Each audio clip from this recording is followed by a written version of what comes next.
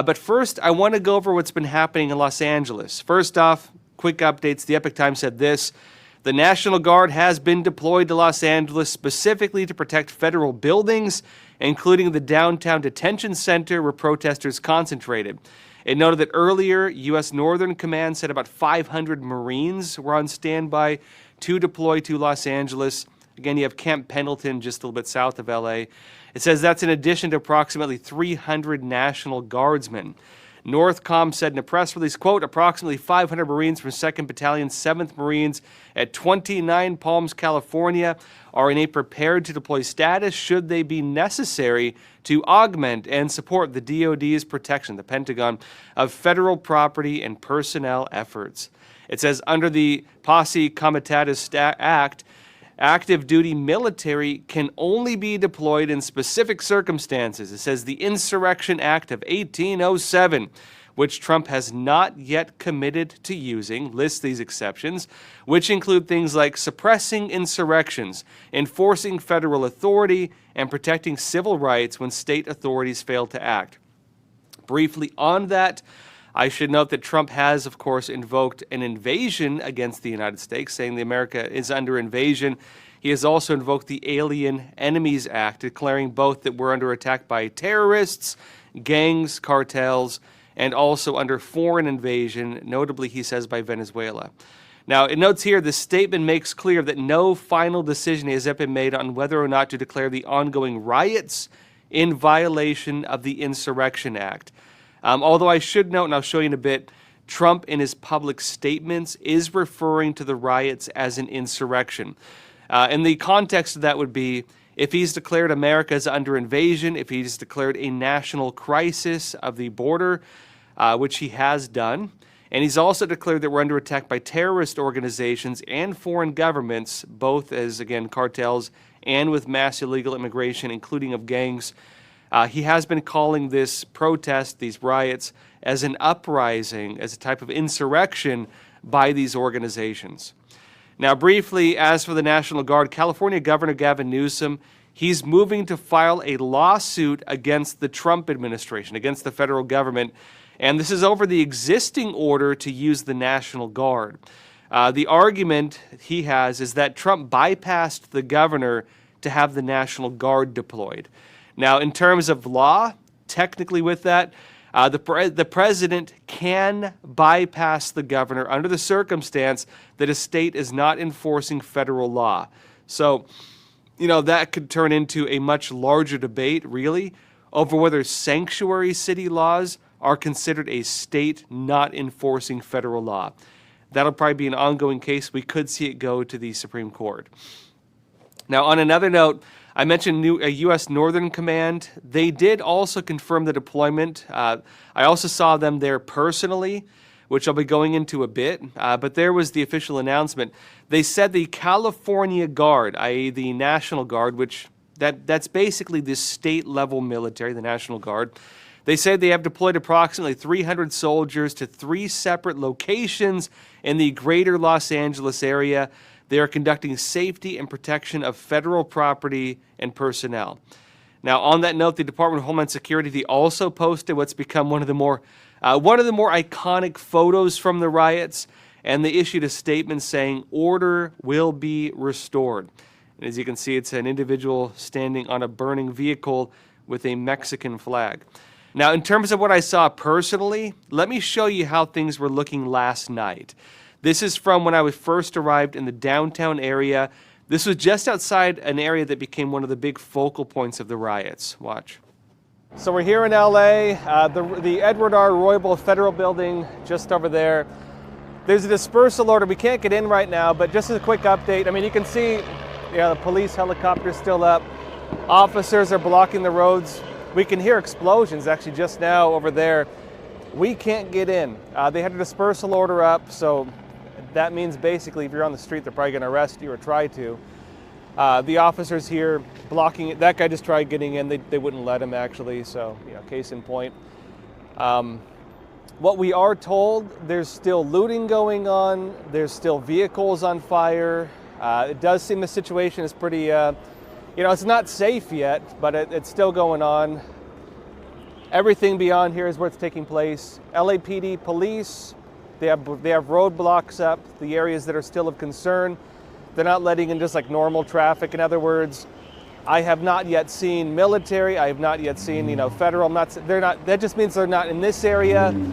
Driving around other parts of LA, coming in. Everything in a lot of other places seems okay still, but it's again centralized. So some areas pretty bad, some areas not so much. Edward R. Federal Building, pretty rough still. So we can't get in. We'll give you more updates as the night goes on. Now, after that, in the direction of where I heard the explosions, I noticed there was a big billow of black smoke. I got closer to it. I went over that area. I did see fireworks going off close to the ground. My assumption was that those were the explosives. I assume protesters were maybe throwing at the police. We did see incidents of that earlier in the day. But the black smoke, that was a whole different issue. This is what I came across when I got closer.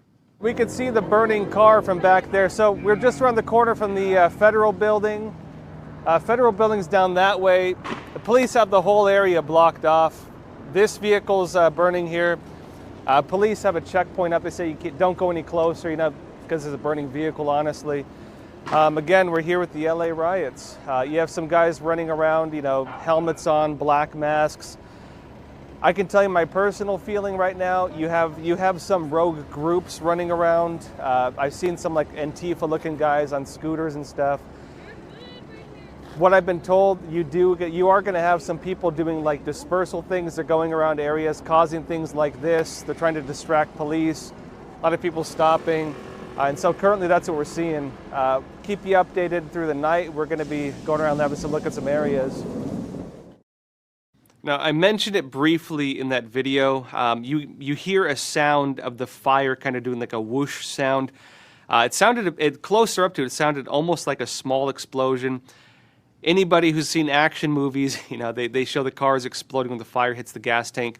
In reality, when it hits the gas tank, the fire just gets bigger. And so that whoosh, I assume that's when the fire hit the gas tank. And you can see in there that, again, the fire is pretty serious.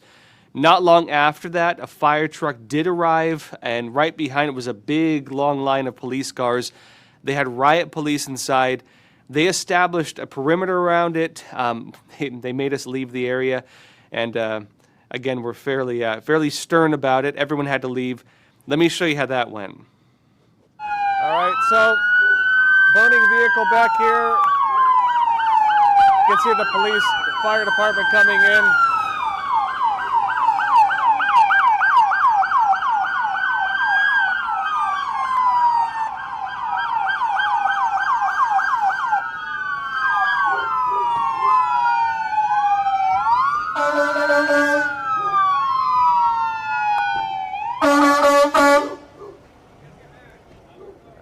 So right down there is the federal building. Police are coming in, as you can see. They had a big burning. It looked like a van on fire. They have the road blocked off. It looks like it's not an official police officer blocking the road earlier until the, of course, full force could get here. As you can see, police now, riot gear on. I think we got our go. Now, right after that, the police gave dispersal orders, so we couldn't hang around. Effectively, if they give a dispersal order, if you hang out there, they arrest you. So we had to leave that area. From there, we walked around a bit more. I was going to go live, but a lot of these things were isolated, so it took a bit to go from one area to the next. After that, I went to outside one of the main areas, the jail. That was one of the big focal points also. There was graffiti everywhere. I mean, these protesters, a lot of them, they're spray painting all over the place, expletives and so on. LA, they might have to spend a lot of money cleaning that up, or maybe they'll leave it for political reasons, who knows. But as was stated, the National Guard was there. They were at the federal building, in this case the jail, and they were helping police protect the building. That was also near one of the overpasses. Earlier in the day, you might have seen videos going on. Protesters were throwing objects over the overpasses onto the freeway. They were throwing things at police cars and so on. This is what I saw there at night. Watch. Over here, we see National Guard with police. Again, LA riots going on. It's actually getting pretty hot out here. So in the main area, over here, they have it all cordoned off. You can't go past. We've gone to a few different areas. They have police checkpoints set up, riot gear, the whole 9 yards. National Guard with the police here. This is the actual court, the federal building, one of the courthouses, jails. Down here is where actually you had some people throwing stuff off the freeway earlier. Come over here, you can see it. Just a minute ago, they had trucks set up. They were blocking all traffic. Looks like traffic's still out. If it were light, you could see there were shining lights on it. The windshields of these police cars, some of them were damaged, I mean, pretty badly. Other areas, the freeway's totally blocked off. Over there on the other side, just a minute ago, we saw fire department come in. There was another car on fire. I can tell you some of what I've seen out here. There was an individual here just a minute ago, protester, you know, goggles on and so on. He was talking to himself. I looked over, he had a radio on, radio stuck in his backpack. So the protesters are communicating with each other. I've seen it firsthand now, and they're giving orders to the different protesters on where to go. They ordered them to go over there where that car fire took place. So the protesters are coordinating. The guy I saw looked like a pretty burly white guy. So not your normal protester you might think you're seeing out here. Some really weird stuff going on, but I'll keep you updated. Now, something I saw that was very interesting I want to point out. When I was at that overpass, I saw something very strange. This was just before another vehicle was set on fire on the other side of the freeway. So, you know, across from where we were, there was a man who looked like a protester. He came up right alongside me. I mean, I was kind of, you know, I wasn't wearing a suit or anything like that, so he maybe thought it was just there. Guy was dressed like a protester. He looked in the direction where the fire was started just after that. Again, you know, you could see it. They lit another car on fire. Right before that happened, I heard someone talking over a radio. I looked over. It was this guy, normal dressed. I mean, white guy. It was not like, you know, I think you see in the news, they make it look it's all, you know, Mexican protesters. This was white guy, looked like Antifa. He had the normal, some of the normal things they have. He dressed like one of the protesters. He had a painter mask. They buy those gas masks for, you know, painting and so on. I saw a lot of other protesters holding the exact same painter gas masks. And interestingly, I saw something else. He had a radio hidden in his backpack. You could see the antenna sticking out because I was right next to him. It looked pretty expensive. I don't know my radios that well, but he had a radio in his backpack and he had the thing hidden so he could talk normally like this and communicate with whoever he was communicating with. He looked in the direction of where the fire was going to start, and it was interesting because, look, after seeing that, right after that, the fire started. And I also heard the other protesters talking, coordinating, saying that's the next area, and they went over in that direction where the fire started soon, like right before it happened. Now, I mentioned this to war correspondent Michael Yon, like, you know, because I was concerned about what I saw. He of course covers a lot of riots like this. Excuse me. Michael Yon, of course, covers a lot of riots like this, and he mentioned something interesting. He said, what I saw with these radio operations, it's the common way of operating with the Antifa rioters, the, you know, kind of grassroots of the very, like, communist socialist organizations. And although I wasn't able to confirm who this guy was or what he was up to in particular, that does fit in with the pattern we've seen with these exact same organizations. And look, it does seem the riots, they have a few main groups, just from my observation. You do have your grassroots, normal people out there. You know, it's Los Angeles, right? You do have people who just genuinely don't support the deportations. You have a lot of illegal immigrants. Remember, last I checked, Los Angeles was the second largest Spanish-speaking city in the world. You have a lot of them there. There's also just your college kids. I saw a lot of, you know, college kid-looking protesters, and you know, I saw a lot of the ones that looked like they're part of the pro-Gaza thing. There were also just a lot of opportunists out there, people looking to have fun or looking to, you know, thrill seekers, or people looking to loot, joining in with that. And there were also what looked like the professional agitators. Those are the ones I was most concerned about personally. And these are the groups often tied in with communist and socialist organizations. You see them at the pro-Gaza protests. You see them with the BLM riots. These are the ones who kind of instigate things. And they do also tend to run the agitation propaganda campaigns like this. So again, you have your normal grassroots protesters, your opportunists, then you have your professionals. And these ones tend to travel around.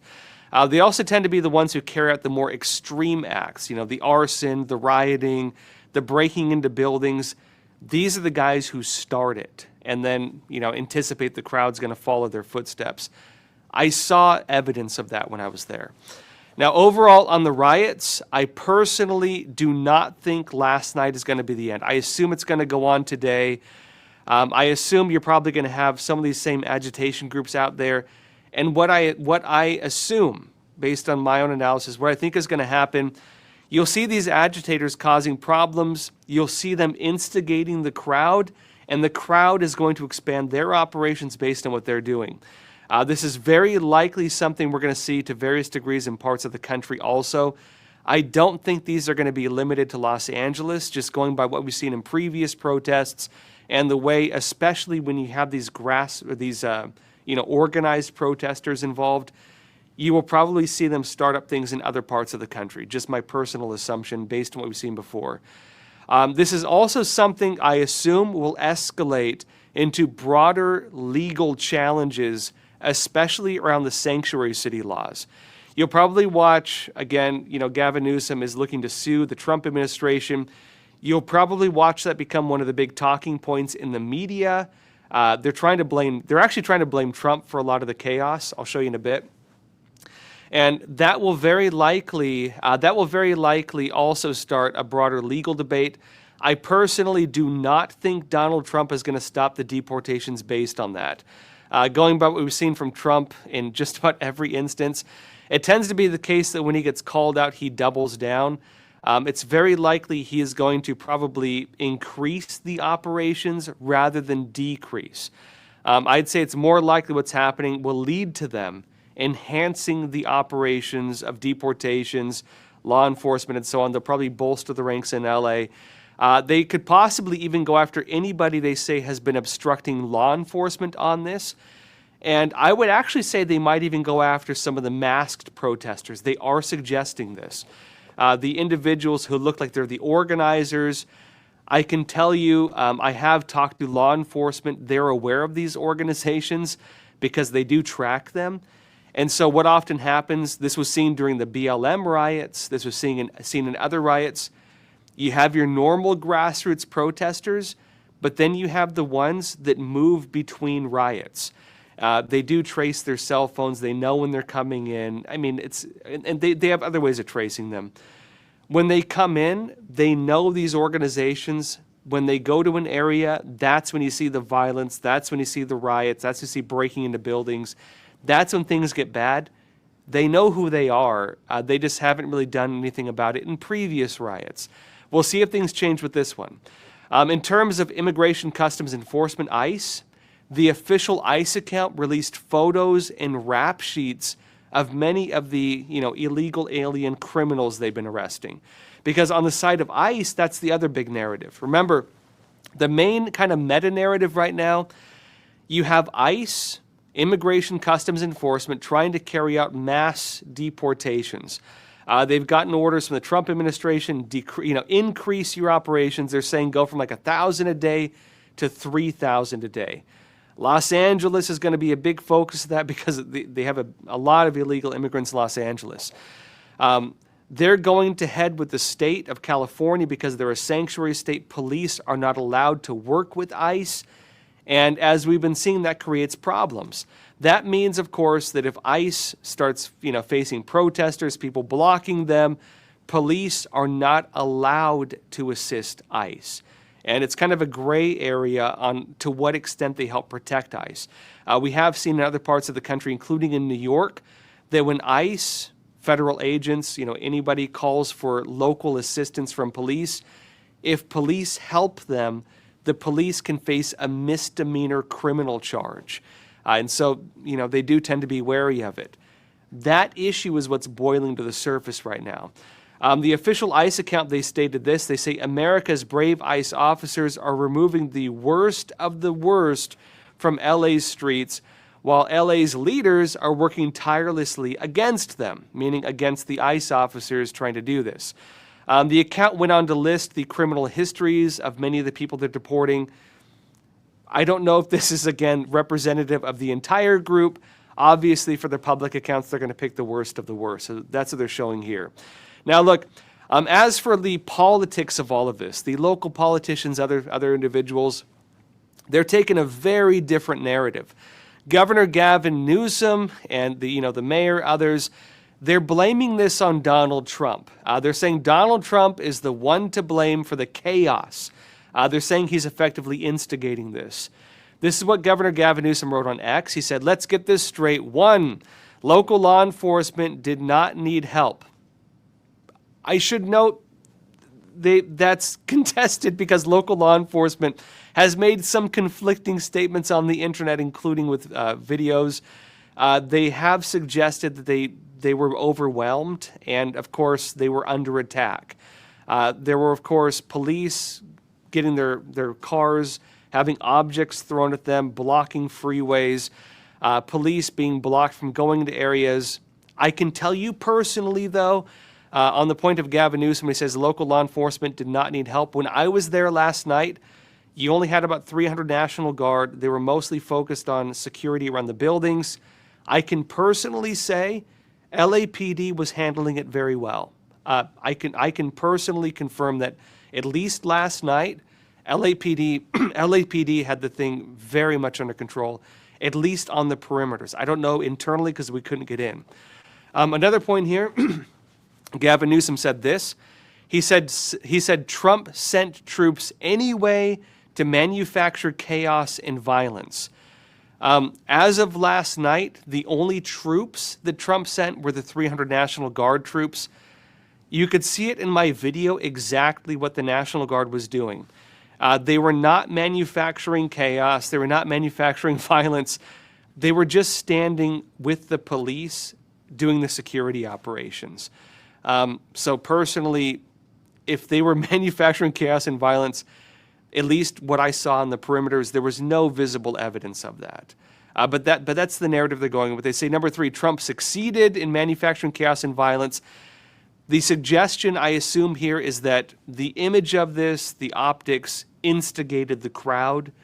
You can believe what you want on that, but he said this, 4, now things are destabilized, and we need to send in more law enforcement just to clean up Trump's mess. Now, look, on that point, as for Donald Trump, he's, of course, countering that. Donald Trump issued a statement saying paid insurrectionists, suggesting, of course, that there are instigators there doing this, instigating the crowd, and these insurrectionists are the ones being paid and causing a lot of the chaos. And interestingly, Trump also said he called for the arrest of the masked protesters. And again, I personally saw that. There were very organized individuals who seemed to be different from the normal grassroots protesters who did seem to be instigating it. Now, in response to Governor Gavin Newsom, Trump wrote that he and the Los Angeles mayor, again, Newsom and Los Angeles mayor, should, quote, apologize to the people of Los Angeles for the absolutely horrible job they have done, he said. And this now includes the ongoing LA riots. I assume he's talking about not just LA and the riots, but also the fires and so on. He said, quote, these are not protesters, they are troublemakers and insurrectionists. He said, remember, no masks. So Trump, in his statements, is seeming to go directly after the instigators, some of the individuals I was pointing to that I personally saw, actually. Donald Trump also wrote that, quote, a once great American city, Los Angeles, has been invaded and occupied by illegal aliens and criminals. This is important because if Trump deploys the military, he needs to declare that there's an insurrection. And here's what Trump said. Now, violent insurrectionist mobs are swarming and attacking our federal agents to try and stop our deportation operations. And he said, but these lawless riots only strengthen our resolve, suggesting what I assume this is going to make things, this is going to cause a stronger response from the federal government, I assume. And Trump said this. He said, I am directing Secretary of Homeland Security Kristi Noem, Secretary of Defense Pete Hegseth, and Attorney General Pam Bondi, Justice Department, in coordination with all other relevant departments and agencies, to take all such actions necessary to liberate Los Angeles from the migrant invasion and put an end to these migrant riots. Now, this is important because remember the context of what a migrant invasion refers to. Donald Trump has invoked the Alien Enemies Act. The basis of that is he's saying we are under invasion, notably in his public statement by Venezuela, and in conjunction with that, gangs, notably Tren de Aragua. And so when he invokes the idea of a migrant invasion, that also has legal implications.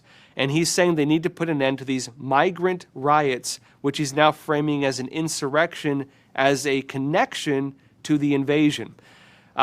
Again, this is suggesting that he could really ramp things up. Trump also said, quote, order will be restored, the illegals will be expelled, and Los Angeles will be set free. He said, thank you for your attention to this matter. Based on my personal analysis of what Trump is suggesting here, they're probably going to use these riots as an excuse to broaden the operations of deportations. This will not just be riot control. I assume this will mean broader deportation efforts. Going by these statements, other statements from others in the administration, I'd say it seems the Trump administration, they're going to use this to seriously increase their operations in and around Los Angeles. And it could be the case that LA becomes kind of the model or the focal point of this, of what happens when people try to block ICE, which will, of course, enable them to broaden their operations elsewhere as well. This is the focal point that's going to define this entire picture.